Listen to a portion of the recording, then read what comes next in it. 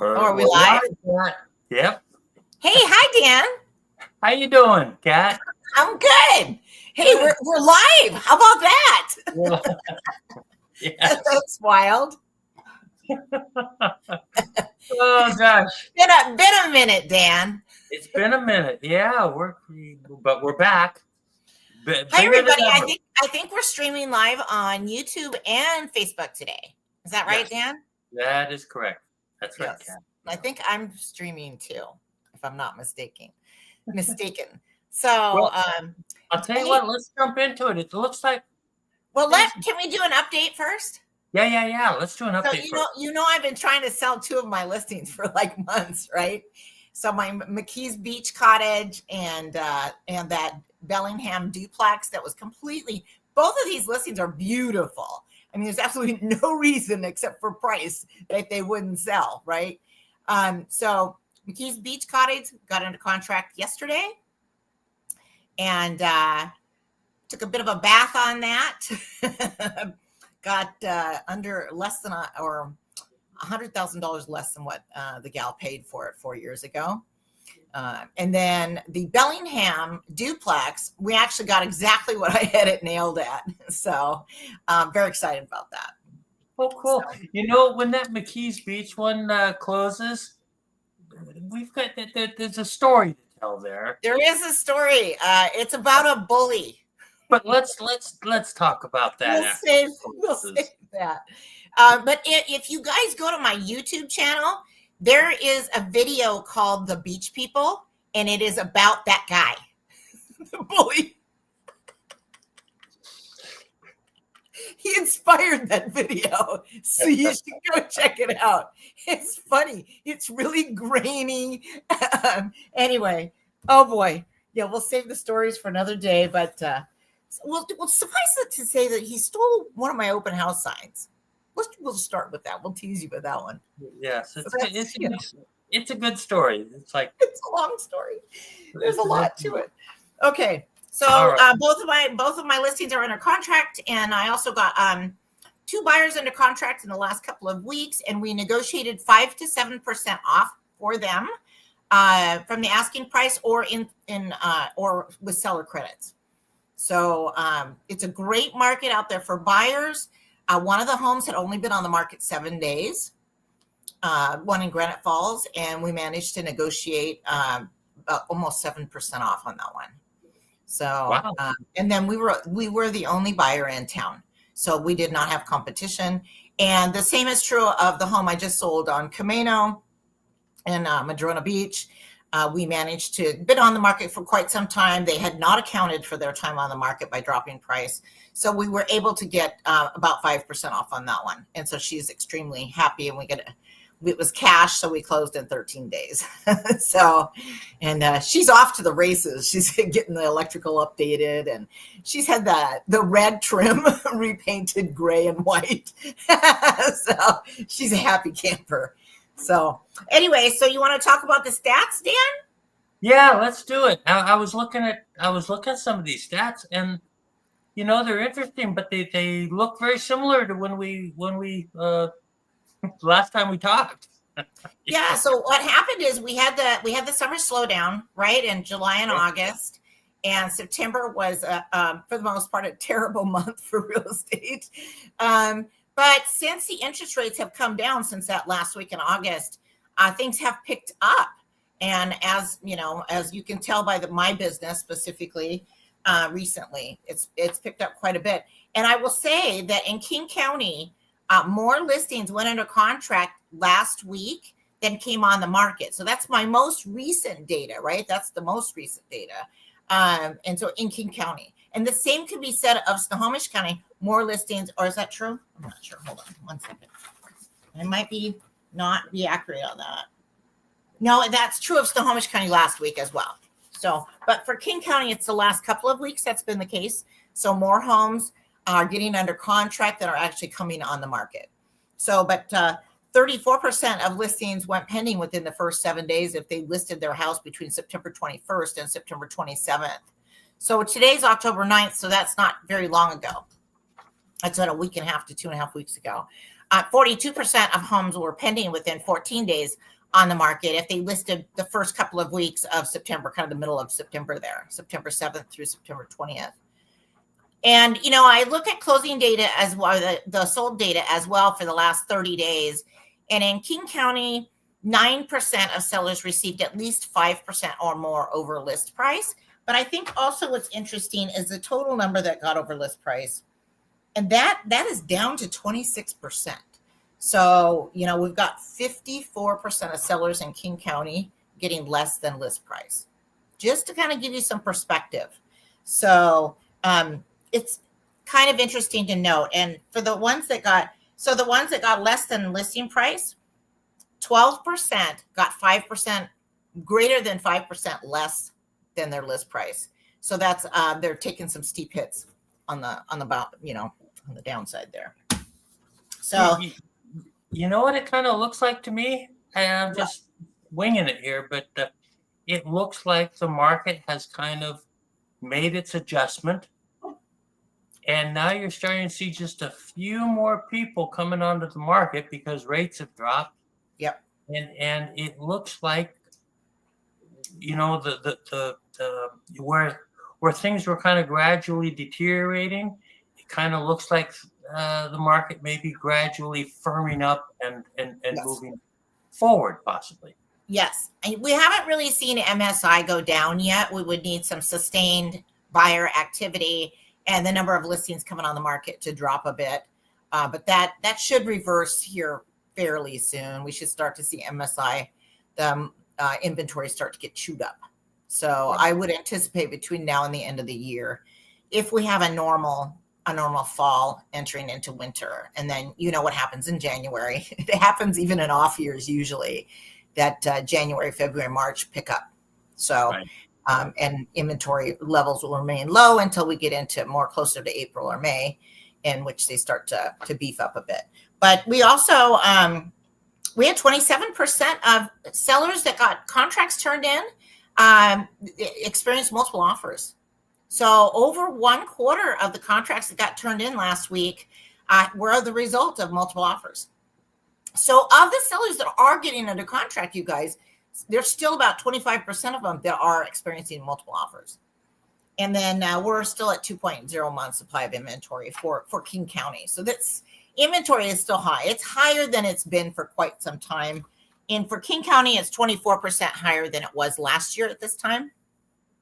So it is significantly higher. Right. Yeah, that is significantly higher. And the number to talk about ORDs too, offer review dates, we still have 30% of sellers in King County setting offer review dates. Now, I have not checked the effectiveness of that. I would say there's a lot of people falling flat with that, but I'm sure some of them are still working.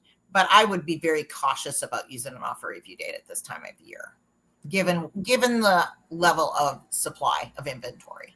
So I would use caution. I would not do it unless you had something spectacular about the house. So it's got views, or it's in a pretty special location. Maybe it's a big rambler that's just been remodeled. That's probably a good case to set an offer review date.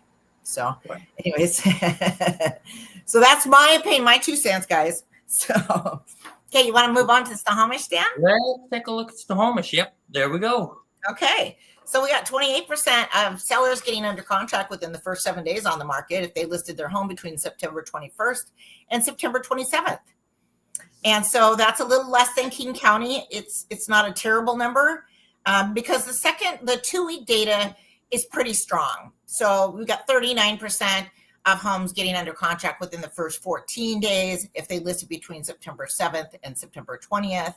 So that's a pretty good number for this time of year. And I would imagine that number might strengthen going forward because we just had the Fed announce the interest rate cut, right? And it really wasn't until after that buyers kind of started coming out of the woodwork. So it takes a while for buyers to realize that rates are down 3/4 of a point. They finally know it. Like it's been like that for like 3 or 4 weeks now, but it feels like they just kind of figured it out over the last couple of weeks. So, but we had 4% of sellers in Snohomish County receive 5% or more over list price. So that number is really low now. We're getting down to the point where we won't be reporting on that anymore. But the number of sellers that actually got over asking in Snohomish County is only 24%. And the number that actually got less than list price is 51%. So that's just an indication of what's going on in the marketplace, right? We had quite a few sellers overpricing in the summer using those spring numbers, and it doesn't fly by the time you get into August and September. So what else we got? 25% of homes were pending with multiple offers. So again, 1 in 4 contracts that were turned in this last week were the result of multiple offers. So probably a lot of those were new listings hitting the market, getting all the attention, right? So, and then 2.1 months supply of inventory, that's probably near the high for the year for Snohomish County. But again, we had more homes go under contract last week than came on the market. So it's headed in the right direction. So we should be back to tightening our supply of inventory. So Snohomish County. So, and actually what's interesting about Snohomish County is the fact that MSI, month supply of inventory, is up 53% this month compared to last year at this time. So we've got 53% more inventory, which is kind of crazy. That's a huge number. So that's not helping us. So, right, Dan? But it's, it's been a strange year. It's kind of been a strange year for real estate up here. It's like the early part of the year didn't seem to take off like it normally does. Well, it did. So January through March. January through March was great. It really was. Things started softening early, like way early, like in April, and it was kind of caught us all by surprise. A girlfriend of mine listed her house, and it was not until like the 3rd week of May, and I was like, man, we passed the peak already, and we had.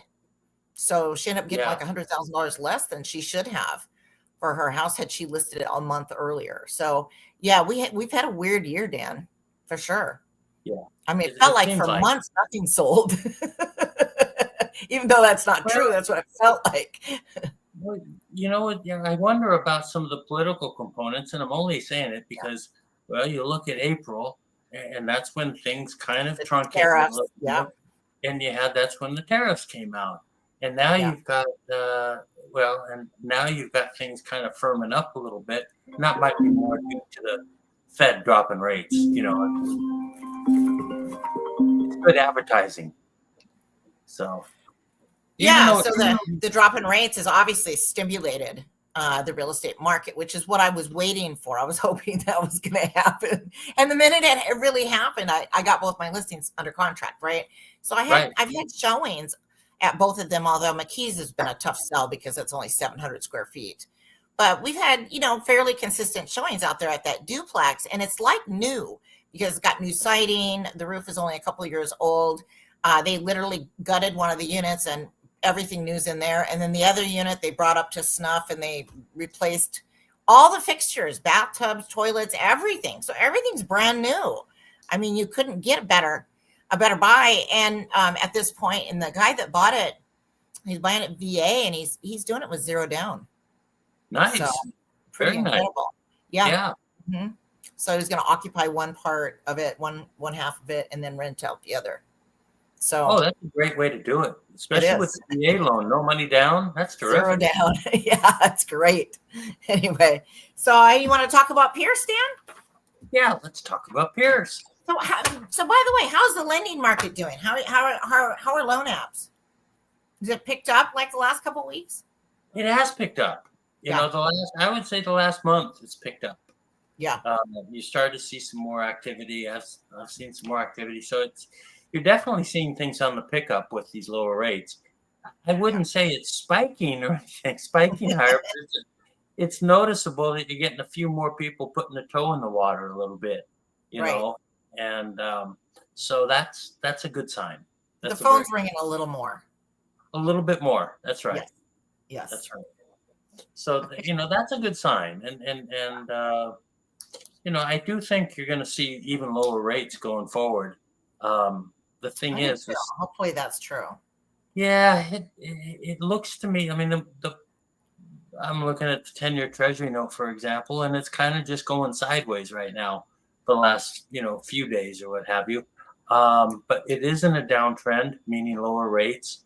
Um, and I think the one thing stopping it from going much lower at this point is simply the government shutdown, because you don't have the employment statistics coming out right now.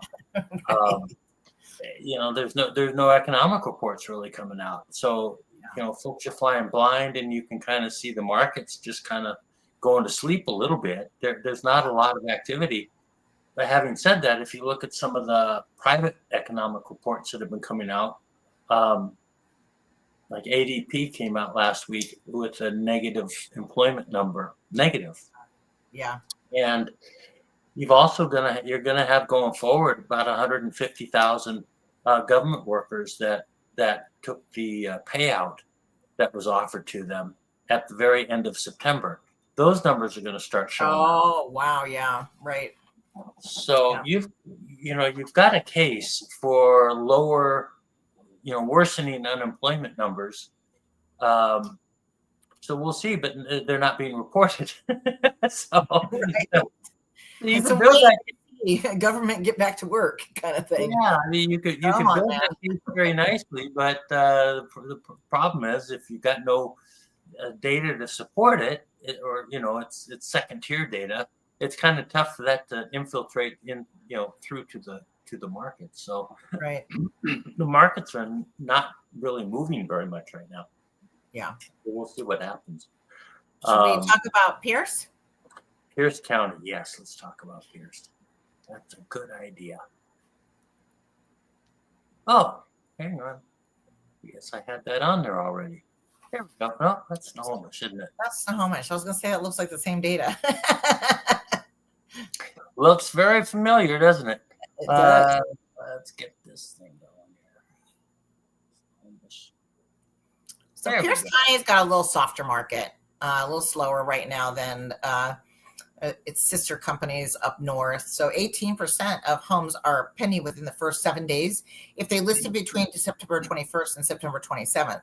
And 29% of homes were pending within the first 14 days if they listed their home between September 7th and September 20th.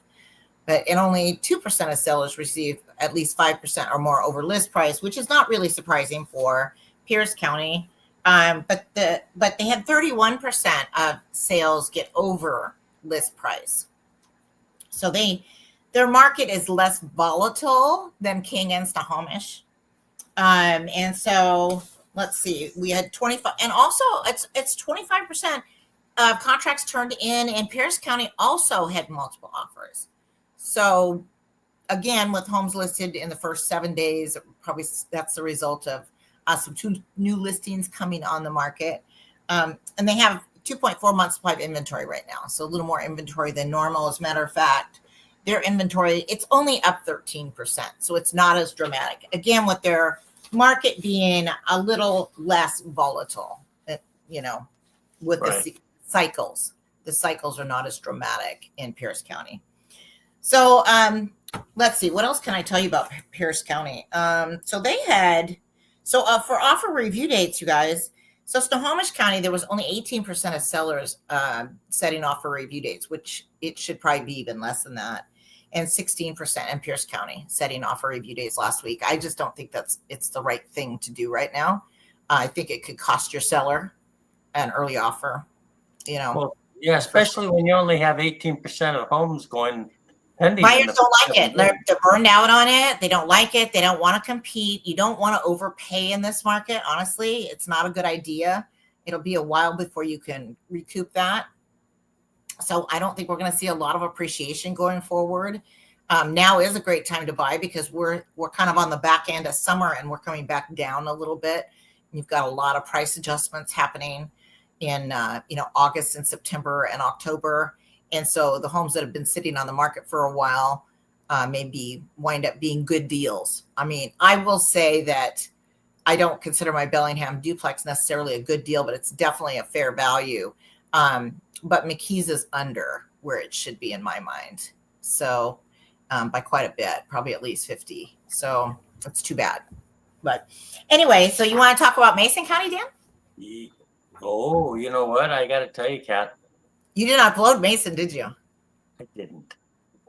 That's okay. I will tell you about it anyway, guys. So Mason County, one of my favorite places, state of Washington. It's beautiful down there. We got great view. Hi, Heather. Some fantastic beaches and parks down there. Well, we had 17% of homes go pending within the first 7 days in Mason County. So not terrible. And that was if they listed between September 21st and September 27th. You know, still getting some extra eyes on those listings the first 7 days on the market. And then they had 25% total go pending within the first 14 days if the seller listed between September 7th and September 20th. So not a great market for sellers, but still the new listings getting more attention than the ones that have been on the market for a while. 15% of sellers received over asking price in Mason County. And a lot of that, you guys, is because they're tacking on closing costs, right? So whenever you see, it's because it's only 1% or 2 or 3 that really winds up, you know, being over list price in Mason County. They don't get the wild 20% over asking, almost never. So, but 20. So again, with a quarter of the contracts being turned in, 24% of the contracts turned in were the result of multiple offers in Mason County. So that's kind of the theme. It's just really near 25%, full 1 quarter results of multiple offers. So there are still competitions out there. We just don't like it right now, you know, as buyer brokers, right? And then they're down to 2.4 months supply of inventory. That's pretty low for Mason County. So, but their inventory, let's see, Mason is up 25%. The problem with Mason County is the number of showings they're getting, 2.1 in September on average per listing for the month of October. 2.1 showings per listing. So that's a sad showing. That's really tough to get sold. That's like 1 every 2 weeks, right? Yeah. So one every 2 weeks. And how many listings does it take on average to sell? It takes on average, it takes an average of 8 showings in Mason County to get you under contract. So that already starts looking like 4 months. 4 months, yeah. Yeah. So that's why that first set of showings during that first week or 2 are so important. You really just need to be able to get off market in the first couple of weeks, because the number of showings down the road they're going to be less in November and December, you know. So the fact that they're only 2.1 in September that's pretty low. So I think that was interesting to point out, though. In Snohomish, it was 5.5 average per listing. And in King County, it was 6.8. So they're getting almost 7 buyers through each month. But it just tapers off so badly, you know, after the first couple of weeks. So you really, hopefully you're going to try to get under contract within the first 5 to 7 buyers that go through. And hopefully that's in the first week or 2. So, you know, that's why you do all the things to prepare your home, right? Just so you don't miss anybody that it might work for. You know, right down to staging and having your listing inspected is also a good idea. So, you know, having your home inspected prior to going on the market. But Skagit County? Let's go. Hang on here. Let's go over to Skagit County. I got Dan backwards over here. I got hang on here. That's Pierce. That's Pierce. Hang on. I'm clicking buttons like crazy. But, what's happening, Dan? There we go. Okay. We That's got Skagit. Skagit. Yes, well, I was just going to say, I don't have Skagit. No, I have Kitsap. Okay. All right. Let me go over Skagit really quick. Well, now that you got Kitsap up there, I'll do Kitsap, Dan. Okay. Sorry about that. Kitsap has one of the stronger markets in Western Washington right now. Oddly enough, they had 27% of homes go under contract within the first 7 days on the market if they listed their home between September 21st and September 27th. So that data is not as impressive as the 2-week data, which I would not have expected. So 47% of sellers got under contract within the first 14 days on the market if they listed their home between September 7th and September 20th. I would imagine that that number is going to go up even further next week. So they got a pretty good lickety split market over there. It's doing pretty well for sellers. 30% of sellers received over list price. 27%, again with the 1 in 4 contracts turned in, were the result of multiple offers. So they still have competitions over there in Kitsap County as well. And their month supply of inventory had gone up over 2 and has now come back down to 1.8 months. So their market has picked up considerably since the interest rates dropped. So that's kind of fun. My daughter works over there, and I follow her market as well. And I also have clients who live over there. So I kind of like to track the counties where I know people. So anyway, so Skagit County, actually, let me talk about, let's see, MSI in Kitsap is only up 16%. So they don't have the onslaught of inventory like Snohomish County does. So it's interesting. And the number of showings for them per month is only 4.6. So it's a little bit less than Snohomish and King. So you don't want to sit on the market over there very long either. And it takes on average 12 showings to get under contract in Kitsap County. So interesting. Wow. But Skagit County, let's talk about Skagit County. So only 10% of homes went under contract within the first 7 days on the market if they listed between September 21st and September 27th. But 29% of homes were under contract within the first 14 days on the market if they listed between September 7th and September 20th. So not, again, that's a pretty consistent market for a lower population area. That's not bad numbers. 24% of sellers did receive over list price. 17% of homes that went under contract were the result of multiple offers. So still, that's like 1 in 6, right? Getting under contract and had multiple offers. So again, I would attribute that to the new listings typically. And then 2.6 months supply of inventory, and that I believe is down too. They run pretty neck and neck with Mason County with their data. But I think the market is really interesting right now, Dan. And I keep saying this, if the interest rates will come down just a tad more, I think we'll wind up with spring next year that looks typical to an average spring, depending on the tariffs and the government shutdown and all the hanky-panky that's going on with the government officials and their rules.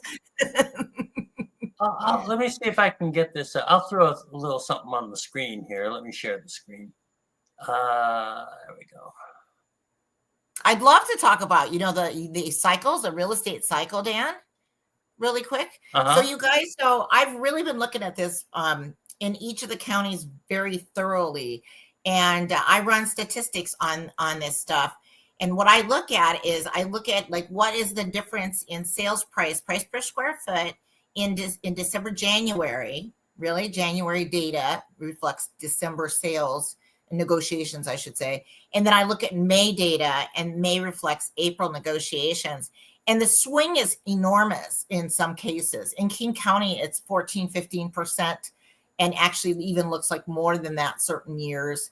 But on average, it's about 14%. In Snohomish County, it's 9%. Now you start applying that to $1 million home, and you're going up $100,000, $150,000 between January and May. Think about that for a second. If you're a buyer or a seller, people, most people don't realize that timing the market can make them a lot more money or save them a lot of money. So same can be said of fall. I haven't run the data for the difference between May and going the other way in December, but it will be interesting to see that difference. And I will do that. So I think that's going to be really some interesting data.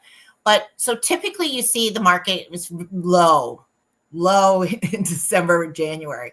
And then February, March, April, it starts doing this, just go really steeply upwards. And then it starts to taper off in June. Might still see a high in June, but it could be coming back down. And then July, we're typically coming back down.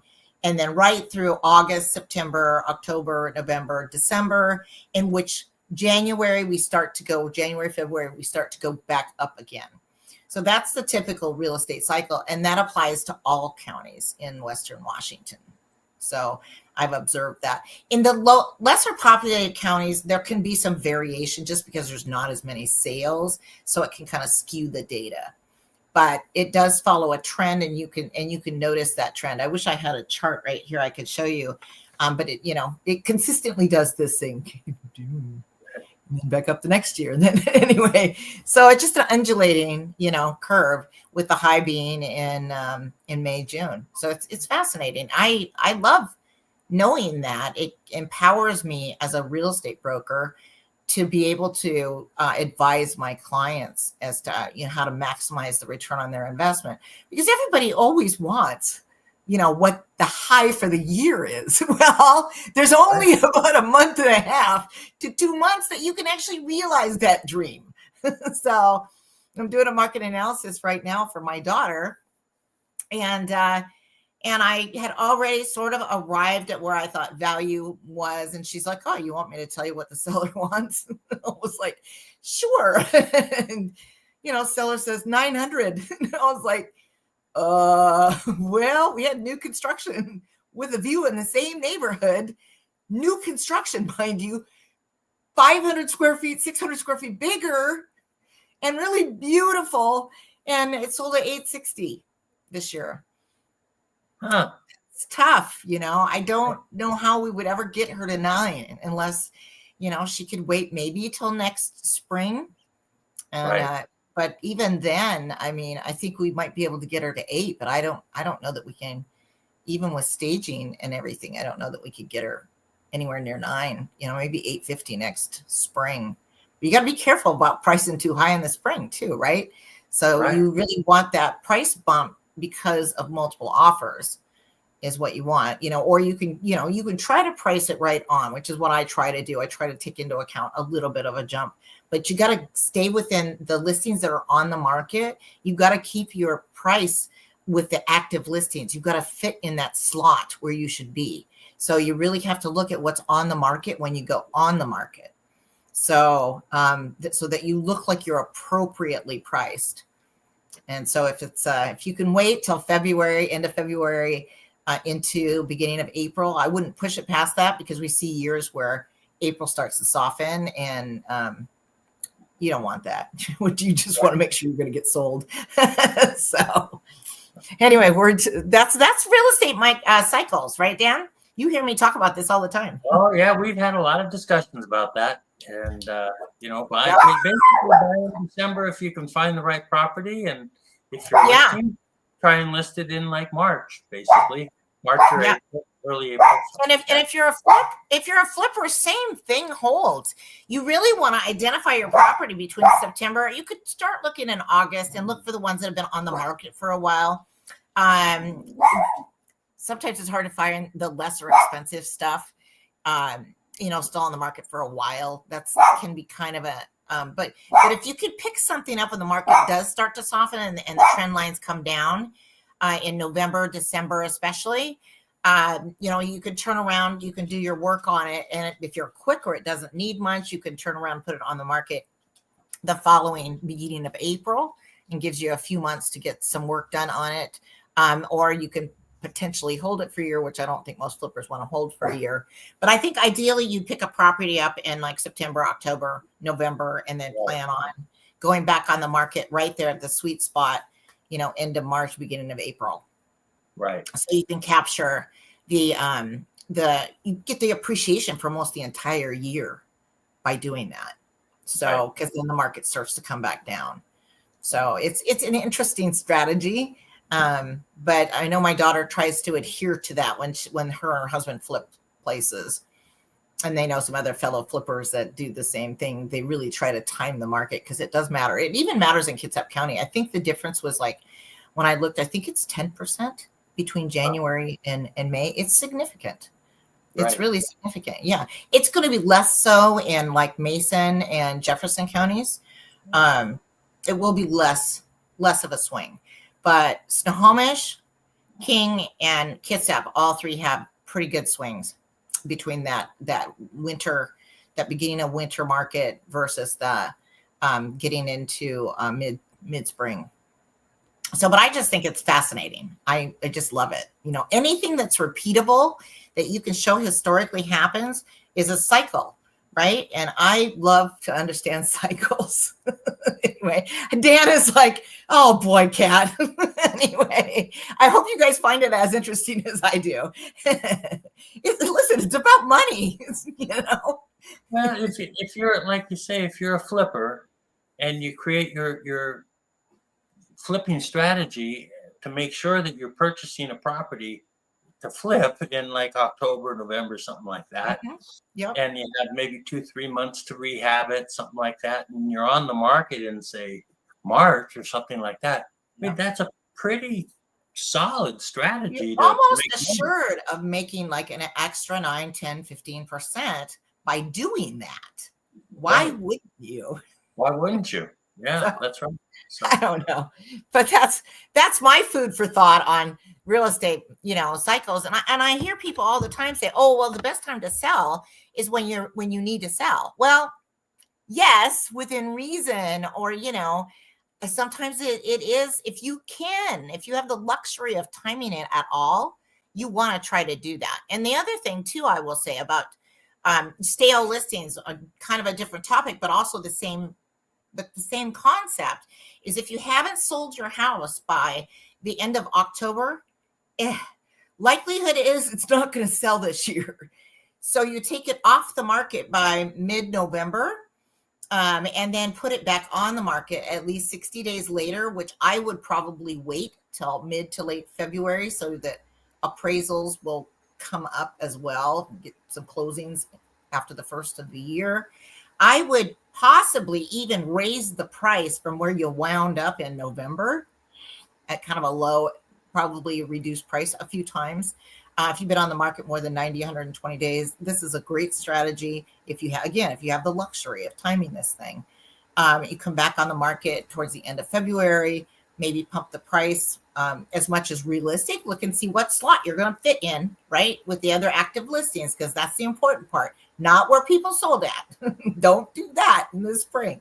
It's where you fit in the slot between the other active listings. So if you can identify that and hit that right nail on the head, there's a really good chance you'll get multiple offers if your house is truly prepared correctly for the market, unless you suffer from some inherent challenges, and then all bets are off, right? Like power lines or busy road, it can make it tougher. But it's also easier to sell those types of properties when there's not as much competition.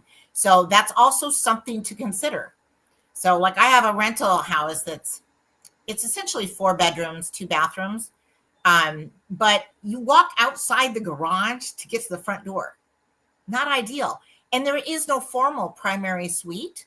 And so it's an awkward rambler floor plan, right? It's a little awkward. I never want that thing coming up for rent in the summer because there's all these other split levels that are 2,200 square feet. And I'm competing directly with homes with primary suites, right? And an ensuite. So I don't have that in mind. So I do that. I try to time when it comes available for that very reason. And it has some inherent challenges.